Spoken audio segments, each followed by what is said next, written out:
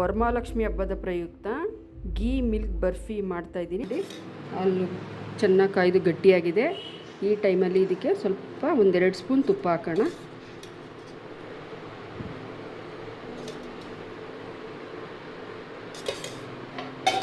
ತಳ ಹಿಡಿಬಾರ್ದು, ಆ ಥರ ಹಂಗೆ ಕೈ ಆಡ್ತಾ ಇರಬೇಕು. ಹಾಲಿಗೆ ಸ್ವಲ್ಪ ನಿಂಬೆಹಣ್ಣು ಡ್ರಾಪ್ನ ಹಾಕ್ತಾ ಇದ್ದೀನಿ. ಸುಮ್ಮನೆ ಜಸ್ಟ್ ಇದು ಮಾಡಿದ್ರೆ ಸಾಕು.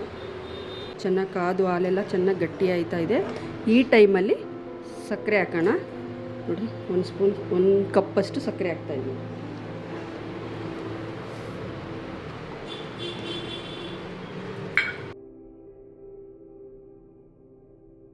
ನೋಡಿ, ಈ ಲೆವೆಲಿಗೆ ಬಂದಿದೆ. ಫೈನಲಾಗಿ 1 ಲೀಟ್ರ್ ಹಾಲು, 1 ಲೀಟ್ರ್ ಗಟ್ಟಿ ಹಾಲು, 1 ಕಪ್ ಸಕ್ಕರೆ, ಅರ್ಧ ಕಪ್ ತುಪ್ಪ ಹಾಕಿದ್ದೀನಿ ಇದಕ್ಕೆ. ನೋಡಿ ಎಷ್ಟು ಚೆನ್ನಾಗಿ ರೆಡಿಯಾಗಿದೆ, ನೀಟಾಗಿ ಆಗಿದೆ. ಈಗ ಇದನ್ನು ಒಂದು ಪಾತ್ರೆಗೆ ಹಾಕೊಳ್ಳೋಣ. ತೊಗೊಂಡಿದ್ದೀನಿ, ಗಟ್ಟಿಗೆ ತುಪ್ಪ ಹಚ್ಚಿ ಈಗ ಇದನ್ನು ಇದಕ್ಕೆ ಹಾಕೊಳ್ಳೋಣ.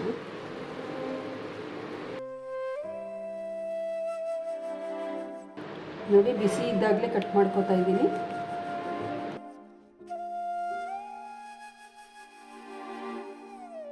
ನೋಡಿ, ಫೈನಲ್ ಆಗಿ ಸ್ವೀಟ್ ರೆಡಿಯಾಗಿದೆ. ನೋಡಿ, ಚೆನ್ನಾಗಿ ಬಂದಿದೆ. ಸ್ವಲ್ಪ ತಟ್ಟೆಯಲ್ಲಿ ಹಾಕಿ ಕಟ್ ಮಾಡಿ ತಣ್ಣಗೆ ಮಾಡಿಟ್ಟಿದ್ದೀವಿ. ನೋಡಿ ಎಷ್ಟು ಚೆನ್ನಾಗಿ ಬಂದಿದೆ ಸ್ವೀಟು. ನೋಡಿ ಎಷ್ಟು ಚೆನ್ನಾಗಿ ಬಂದಿದೆ. ತಿನ್ನೋಕ್ಕೂ ಸೂಪರಾಗಿರುತ್ತೆ ಇದು ಸ್ವೀಟು. ಮನೆಯಲ್ಲೇ ಮಾಡ್ಕೋಬೋದು ಹಬ್ಬಗಳಲ್ಲಿ.